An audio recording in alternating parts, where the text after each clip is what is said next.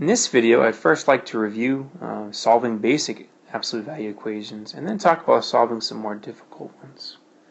So in class today, we discussed the basic meaning of an absolute value equation. And the first thing we noticed was that, well, really whenever I have an absolute value, it's talking about the distance of a given value on the number line from a center.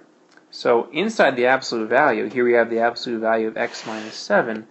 This is really identifying that the center of our value on the number line is 7. So our two solutions are equally spaced around the value 7.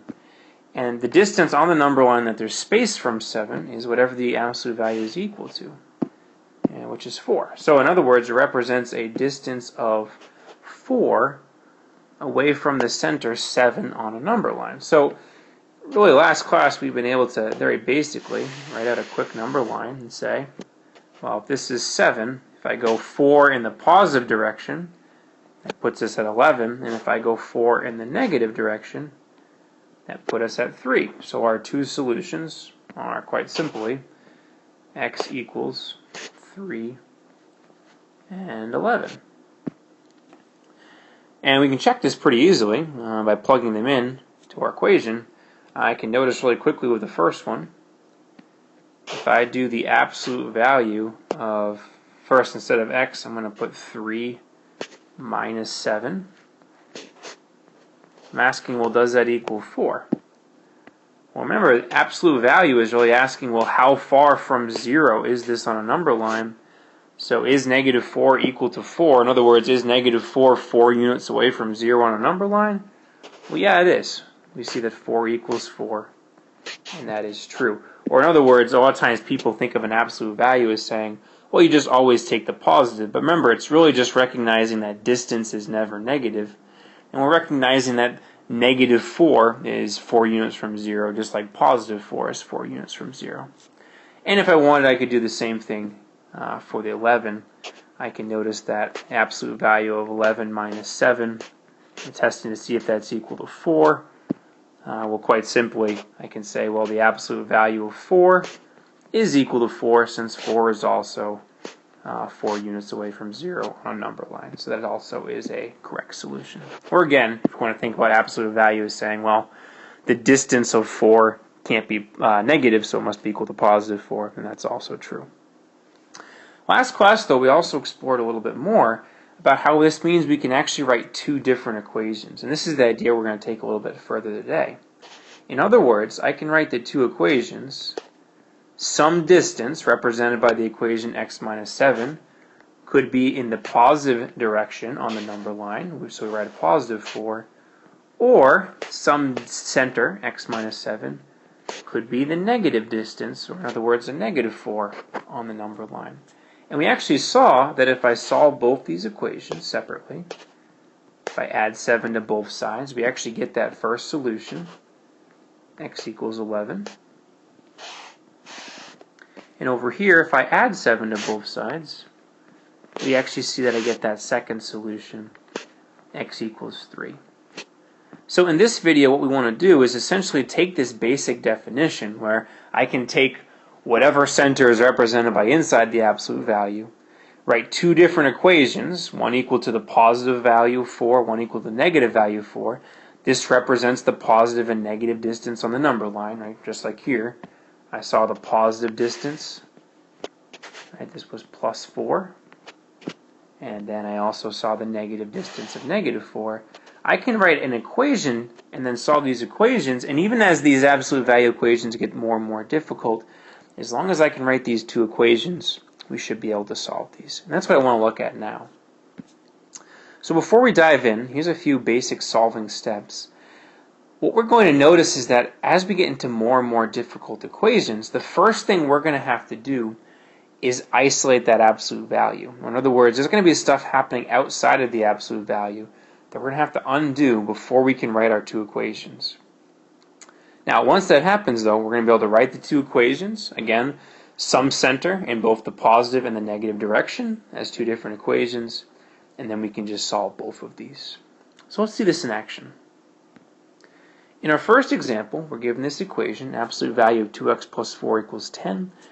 the first thing I want to do is look both before and after the absolute value sign and ask myself, is there anything being added, subtracted, multiplied, divided, etc. happening to this absolute value? And I see no.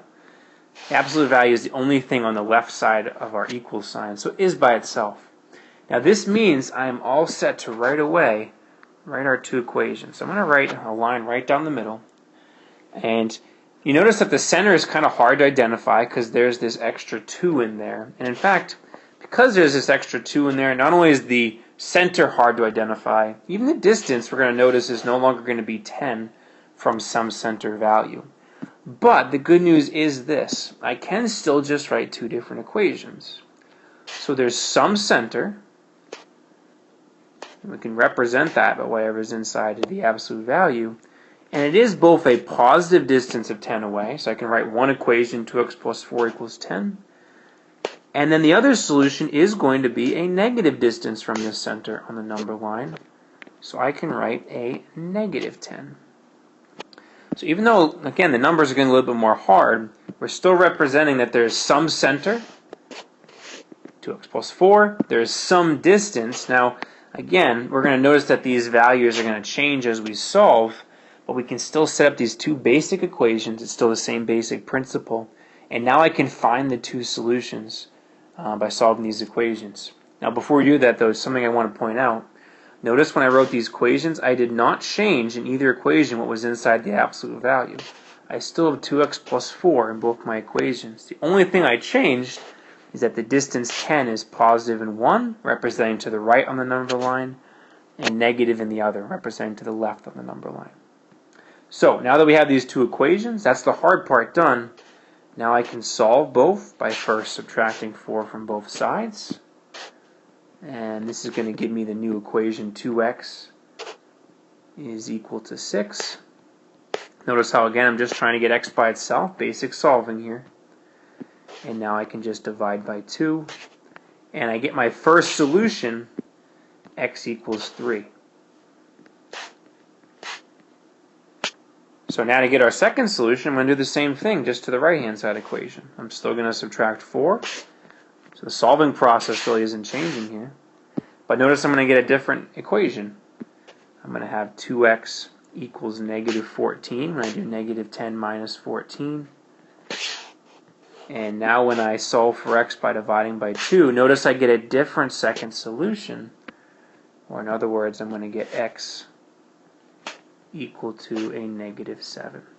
So here are my two solutions. Now, one thing I want to point out, 3 and negative 7, our two solutions here, are not actually 10 apart from a given center. They're 10 apart total. So they're actually only 5 apart from a given center. The reason that the distance is only 5 instead of 10 is because this 10 is actually being divided by this 2. Now this is not anything I'd expect you to be able to pick out by looking at the equation to begin with. What I want to point out, though, is just that as we add more and more things inside this absolute value, it gets harder and harder to solve just by thinking of the definition, which is why it becomes more and more important to be able to write these two equations and then solve separately. So let's look at another example of this. Here I again see an absolute value sign, absolute value of x divided by 3 plus 1. But I notice that outside the absolute value, but to the left of the equal sign, is this negative 4. Before I can solve an absolute value equation, I need to get the absolute value by itself. So I actually need to undo the subtraction of 4 by adding 4 to both sides of our absolute value equation. So if I add 4, I notice I actually get this new equation, absolute value of x over 3 plus 1. Now notice that that's all by itself now, and it's now equal to 7.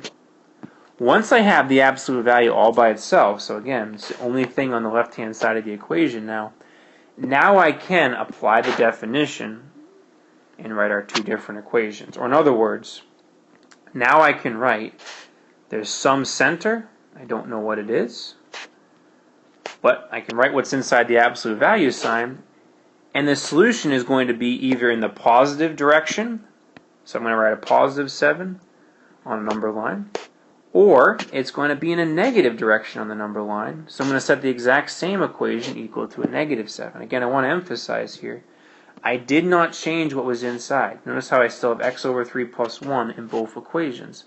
What changes is that the 7 is positive in one, but negative in the other. So now I can just solve both equations to get our two solutions. So first I'm going to subtract 1. Notice how I'm dealing with the addition before the division because we're solving in the opposite order of operations.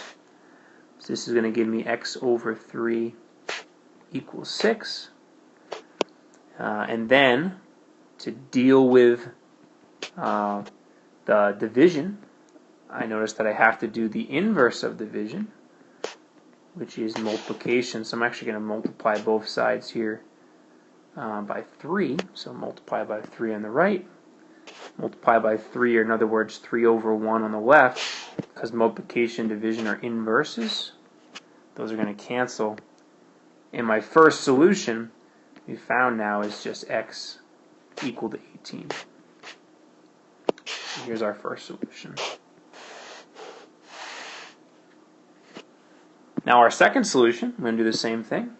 I need to solve the right-hand side equation now, so I'm going to subtract 1 from both sides. I notice that this gives me the new equation x over 3 equal to a negative 8. Again, to get rid of the division by 3, I'm going to multiply both sides by 3. So multiply the left and the right by 3. And because multiplication is the inverse of division, I'm now left with my second solution, which is x equals a negative 24. Again, from that multiplication by 3 on both sides. So again, taking a step back, I have correctly found the two solutions of our equation here, 18 and negative 24, but by no means are these obvious solutions here. In fact, I can see that the center, well, these two numbers are 42 apart, so they were 21 units from a center. Not an obvious thing here. So as these equation gets more and more complicated, it's important to note that we have to write these two equations. Now, just again to show that we've done this right, though, I can take either one of these solutions. I'll just do the 18 for time's sake. I can plug in either one of these solutions and verify that it works. So over here I'll do a quick check because this is becoming less and less obvious. So if I check and plug in the 18, I'm going to go back to the original equation. I have the absolute value of 18, that's our x value, over 3, plus 1.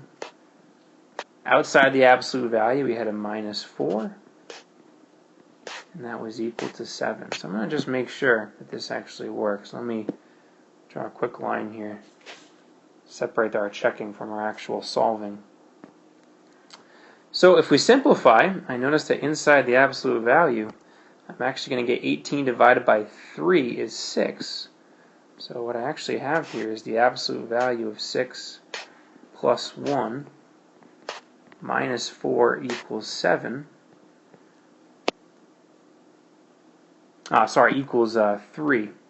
Notice I made a mistake there. The original equation was not equal to 7, but was equal to 3. Let me change that. So equals 3, equals 3. So now 6 plus 1, that is 7, inside of an absolute value. So absolute value is 7 minus 4 equals 3. Now remember, absolute value of a single number, it's saying the distance. Now distance is always positive. So the distance of 7 from 0 is 7. And notice that 7 minus 4 does in fact equal 3. So I've proven that it is a solution. And we can always do this for the other one as well. If we want to check the negative 24, that would also work. But we notice that, again, complicated solutions, but they do still work if we plug in and check them. Let's try another problem now. Here I have negative 5 plus 2 times the absolute value of 3x minus 3 equals 1. I want to point out that before we can write our two equations, I do have some extra things happening outside. I have addition of a negative 5, and I have multiplication by the 2. I know it's multiplication because there's nothing in between the 2 and the absolute value sign.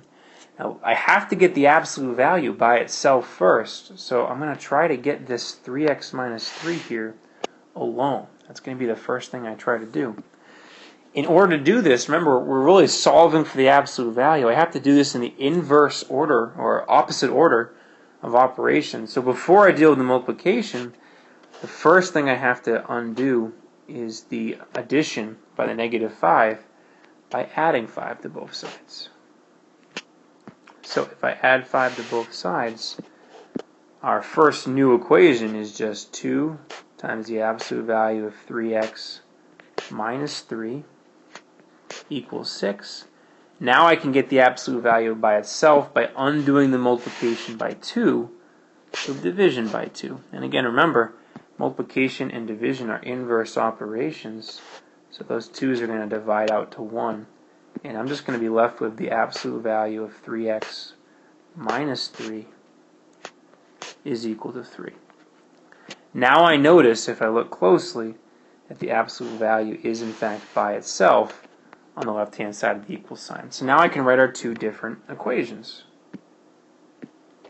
So dropping this down, my first equation on the left, again, there's some center. It's going to be messed up because there's more going on, but there's some center, and it could be in a positive distance from the center, so a positive 3, or on the number line, I could be a negative distance away from the center. So I'm going to write the same value equal to a negative 3. Again, notice, did not change the 3x minus 3. The only thing that's changing is that the 3 could be both positive or negative. So now I just need to solve. If I add 3 to both sides, I get 3x is equal to 6. And if I divide by 3, my first solution here is x equals 2. So there's our first solution. And then over here again, I'm going to do the same thing. I'm going to add 3, giving me 3x. Now notice 3 and negative 3, that's going to give me 0. And if I divide by 3, well, 0 divided by 3 is still just 0. So I get my second solution of x equals 0. So notice that these are only 2 units apart. Looking at my original equation, I would not have guessed that the solutions were 2 units total apart with a center at 1. Never really jumped out at me, but that's why we have to, again, go through the process of isolating the absolute value, getting it by itself, and then writing out the 2 equations. One more example. I now have negative 5 plus 3 times the absolute value of 2x minus 4 equals 1. Again, before I can even write our 2 equations, I need to get the absolute value by itself. So the first thing I have to undo is the negative 5 by, again, adding 5 to both sides. So I'm going to add 5 here, I'm going to add 5 here. And that's going to give me this new equation, 3 times absolute value of 2x minus 4. And then the 1 plus 5 is now 6. And before I can solve, again, with the absolute value, I have to get the absolute value by itself.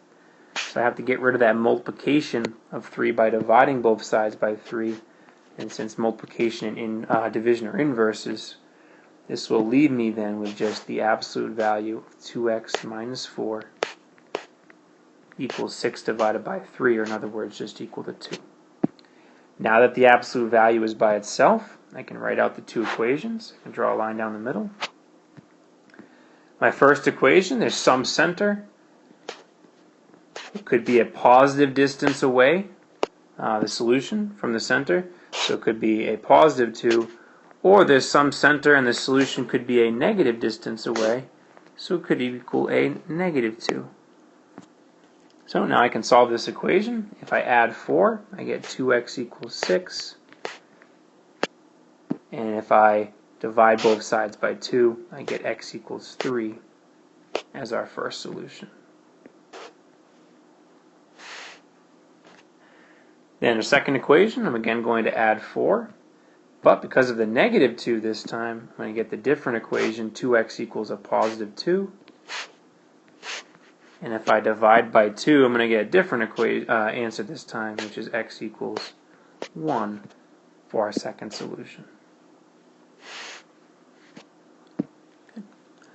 So we've gone through 4 different examples here. I'd like you to do 4 practice problems solving some of these more difficult absolute value equations. Remember, get the absolute value by itself, then Write your two equations where whatever's inside the absolute value that represents your center does not change, but it could be equal to both a positive or negative distance away from 0.